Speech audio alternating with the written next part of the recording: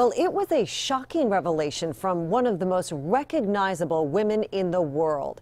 Earlier this year, tennis great Serena Williams announced she almost died after giving birth to her daughter. Turns out she's not alone. Women in the U.S. are much more likely to die from pregnancy-related complications than women in places like France, Canada, and the U.K. Researchers say one reason may be because Americans focus more on the baby than the mother. Tonight, Ava Joy Burnett explains African-American women face the greatest risk of all. According to the CDC, nearly 4 million babies are born in the U.S. every year. But mixed in with that joy are stories of tragedy, women who die during or shortly after pregnancy. And African-American mothers are most at risk. Valerie Stewart plays many roles, and one of the most important is grandmother to a 6-year-old. Vanessa was very funny, and Kai's funny. You think you're funny? My dad said that I'm a comedian. There you go.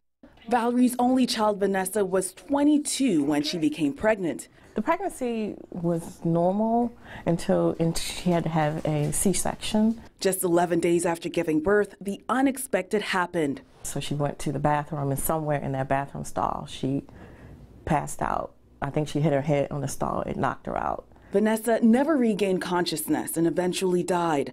She's part of a troubling statistic. According to the CDC, compared to white women, black women are 4 times more likely to die during pregnancy and up to a year after giving birth. It's a huge problem. It's an embarrassment. Dr. Barbara Levy, an OBGYN with the American College of Obstetricians and Gynecologists, says the reasons are complex. Some African-American women may have pre-existing conditions like diabetes that could complicate pregnancies, or they may have limited access to prenatal care. But Dr. Levy says bias from healthcare providers may also be to blame. What are some of the behaviors that they may show? You know, sometimes it's just being dismissive. It's not listening. It's not hearing.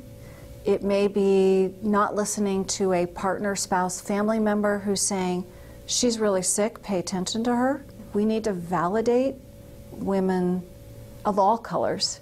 When we say something's not right and this is not my normal body, we in the healthcare profession need to listen.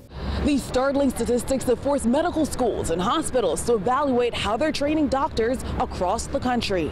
The George Washington University School of Medicine has an office dedicated to inclusion and diversity. Medical students and even doctors go through anti-bias training. Dr. Grace Henry is the director of the program. I think physicians now are asking, how do we identify this? If it's implicit, if it's in my blind spot, help me identify, because I want to be a great physician, and I realize that great physicians are culturally competent, and that's what I want to be.